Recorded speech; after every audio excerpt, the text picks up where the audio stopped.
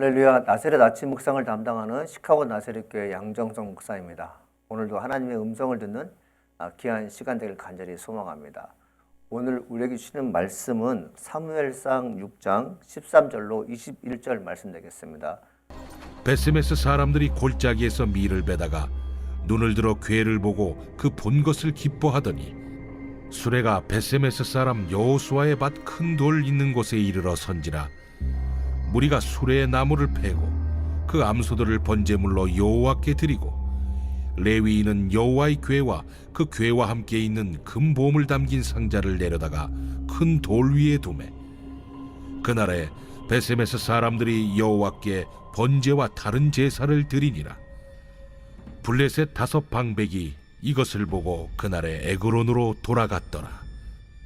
블레셋 사람이 여호와께 속건제물로 드린 금독정은 이러하니 아스돗을 위하여 하나요, 가사를 위하여 하나요, 아스글론을 위하여 하나요, 가드를 위하여 하나요, 에그론을 위하여 하나이며 드린 바 금쥐들은 견고한 성읍에서부터 시골의 마을에까지 그리고 사람들이 여호와의 궤를 놓은 큰 돌에 이르기까지 5방백들에게 속한 블레셋 사람들의 모든 성읍들의 수대로였더라.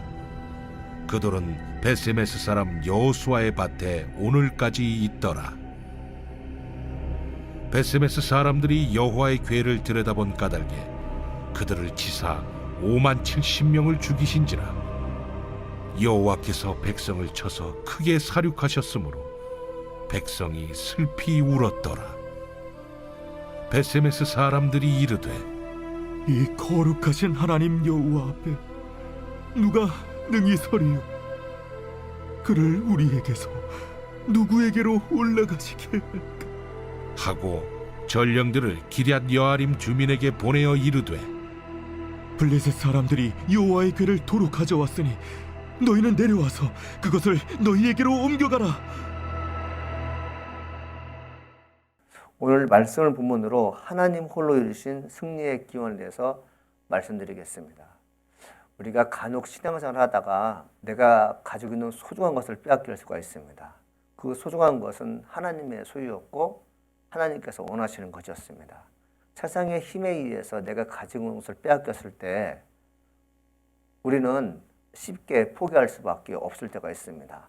눈에 보이는 적들은 우리보다 강하기 때문에 그렇죠. 여러분, 그런데 우리 믿는 크리스찬들이 한 번 정도 생각할 것이 있습니다. 그것은 뭐냐면 하나님의 것은 하나님이 지키신다는 거죠. 내 영혼도 마찬가지입니다. 내가 가지고 있는 이 몸 자체가 내 것이 아니에요. 만약에 이것이 내 것이라면 나는 사단에 의해서 수없는 많은 시간 유린당할 것이고 그리고 수없이 많은 시간 패배를 경험할 것인데 이 몸이 하나님의 것이기 때문에 하나님은 하나님의 영광을 위해서 내 몸을 지켜주시고 이끌어 주신다는 거죠. 여러분, 오늘 그 13절에 보니까 베세메스 사람들이 등장하게 됩니다. 이 베세메스 사람들이 어떤 사람인지 13절에 이렇게 기록하고 있어요. 베세메스 사람들이 골짜기에서 밀을 베다가 눈을 들어 괴를 보고 그 본 것을 기뻐하더니라고 되어 있습니다. 여러분, 베세메스 사람들은 어떤 사람이었습니까? 하나님의 복궤를 빼앗긴 사람이었습니다. 이 법궤가 블레셋에 빼앗기게 됐다고요? 그 당시 가장 강대국이었던 블레셋에 하나님의 말씀을 담아둔 이 법궤가 빼앗겼다는 것은 정말 시리에 빠질 수 있는 그런 것이었습니다. 이제 더 이상 하나님께서 우리를 구원하시지 않는구나. 하나님 우리의 편이 되지 않는구나. 이런 상심한 마음을 갖고 있었는데 법궤가 돌아온 것입니다. 전쟁 한번 치르지 않고 법궤가 돌아온 것이죠. 베세메스 사람들은 뭘 몰랐을까요? 법궤가 하나님의 것이라는 것을 모르셨죠. 우리 믿는 크리스천들이 제가 서두에 여러분과 함께 말씀을 나누고 있는데 하나님의 것들은 하나님께서 책임지십니다. 그러면서 이 베세메스 사람들이 법궤를 담은 수레가 여호수아의 밭 큰 돌에 있게 되자 수레를 태워서 번제를 드리게 되죠. 보니까 어떻게 2가지 제사를 드립니다. 하나는 번제를 드리고 하나는 다른 제사를 드립니다. 저는 이 말씀을 묵상하면서 왜 이 베세메스 사람들이 번제와 다른 제사를 드렸을까?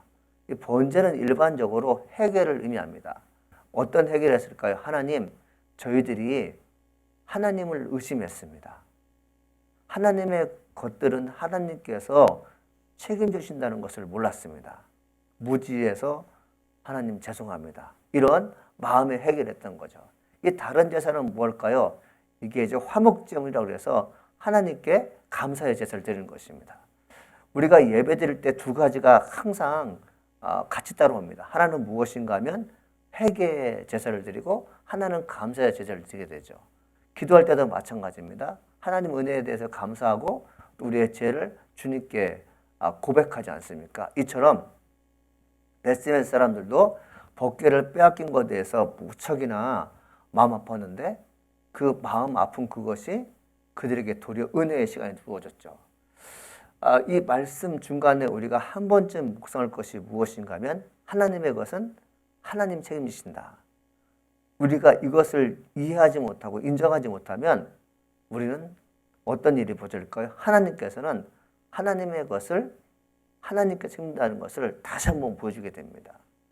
자, 그러면서 이 블레셋 방백, 5 방백들이 하나님께 항복한 의미로 남겨주고 가는 것이 무엇인가? 17절 말씀이죠. 블레셋 사람이 여호와께 속건제물로 드린 금독종은 이러하니 아소들을 위하여 하나요? 가사를 위하여 하나요? 아스굴론을 위하여 하나요? 가드를 위하여 하나요? 에글론을 위하여 하나이며 이렇게 되어 있습니다. 그러니까 아스돈, 가사, 아스굴론, 가드, 에글론 방백들이 하나님께 금으로 만든 독종을 드렸다는 것입니다. 이것이 무엇을 의미합니까? 하나님, 우리는 하나님께 항복했습니다. 당신과 싸워서는 절대로 이길 수 없습니다. 이런 고백을 하는 것이죠. 세상의 신들이 하나님께 항복했을 때 우리는 큰 감격을 누리게 됩니다. 무엇 때문에 감격을 누립니까? 우리는 우리의 힘으로 세상과 맞서 싸울 수 없으나 우리가 믿는 하나님은 나를 위해 싸우시는 전능하신 하나님이라는 것을 눈으로 보기 때문에 그렇습니다. 여러분, 하나님이 참 좋으신 분이잖아요. 이런 면에서 야, 우리를 위해 싸우시는구나. 전쟁 한 번 치르지 않고 하나님의 법궤가 베스메스 사람들 있는 곳에 왔을 때 얼마나 감사하겠습니까? 이때 우리가 한 번쯤 생각할 것이 무엇인가 하면 하나님의 말씀을 기억하는 것입니다. 19절에 보니까 베스메스 사람이 여호와의 궤를 들여다본 까닭에 그들을 치사 5만 70명을 죽이신지라. 여호와께서 백성을 쳐서 크게 살육하셨으므로 백성이 슬피 울었더라. 여러분, 이 말씀을 읽게 되면 왜 베스메스 사람들이 여호와의 법궤를 들여다보았기 때문에 무려 5만 70명이 죽었을까라는 의문점을 갖게 됩니다. 에이, 그까짓 그 법궤를 들여다봤다고 한 사람도 아니고 5만 70명을 하나님께 죽이셨을까? 이게 말씀하신다고요. 여러분, 우리가 어떤 결과가 있게 되면 그 원인이 무엇인지 알아야 됩니다. 여호와의 법궤는 대제사장 외에는 볼 수가 없어요. 제사장들의 목이었습니다. 하나님께서 그렇게 명하셨기 때문에 그래요. 하나님께서 말씀하신 것에 대해서 우리가 우습게 여길 때가 있어요. 꼭 대제사장만 봐야 되나? 제사장들만 봐야 되나? 우리는 보면 어떨까? 이렇게 건넘거나 하나님 말씀을 의미 없이 받아들인 결과 어떤 일이 벌어집니까? 5만 70명이 죽게 됩니다. 우리 믿는 크리스찬들이 단호하게 결정하고 의지를 가지고 신앙 생활해야 되는 것이 무엇인가 하면 하나님 말씀을 그냥 있는 대로 받아들이는 것입니다. 받아들인다는 것은 어떤 뜻입니까? 말씀하셨던 것을 그냥 준행하는 것입니다. 순종하는 것입니다. 몸으로 보여주는 것이죠. 하나님께서 이 법궤는 제사장 외에는 어느 누구도 들여다보지 말라고 하셨어 라고 들었다면, 하나님의 명령이라면 우리는 그것에 순복할 따름입니다. 왜요? 내가 보면 안 되나요? 여러분, 그 시간이 우리에게 되게 힘든 시간이죠. 하나님은 하나님의 것을 소중하게 지키시는 분이에요. 하나님께서 이스라엘 백성들이 빼앗겼던 법궤를 하나님의 능력의 힘으로 가져다 준 것처럼 하나님은 자기가 말씀하신 것에 대해서는 분명히 지키는 분입니다. 우리 믿는 크리스찬들이 하나님께서 말씀하신 것을 잘 들었으면 하는 그런 생각을 들게 됩니다. 5만 70명이 죽게 되자 이 법궤가 어디로 옮깁니까? 베세메스에서 기랏 여아림으로 옮기게 됩니다. 하나님의 말씀을 소중히 간직하는 그 법궤가 이동했다는 것은 무엇일까요? 하나님은 하나님의 말씀을 소중하게 여기는 사람에게 말씀을 맡기는 법입니다. 우리가 중심을 갖고 하나님의 말씀을 무겁게 받아들여야 될 줄 믿습니다. 하나님께서 말씀하시는 내용에 대해서 자의적으로 해석하거나 그리고 건넘게 자기 마음대로 행동하는 그런 일을 없기를 간절히 소망해 봅니다. 우리가 하나님의 말씀을 받은 사람으로서 이웃에게 복음을 증거할 막중한 책임이 있는데 복음을 증거하는 영적인 열매가 맺어지는 사람들은 어떤 사람인가 하면 하나님의 말씀을 무겁게 받아들이는 사람입니다. 오늘 말씀처럼 하나님 홀로 이루신 승리의 기원이라고 되어 있잖아요.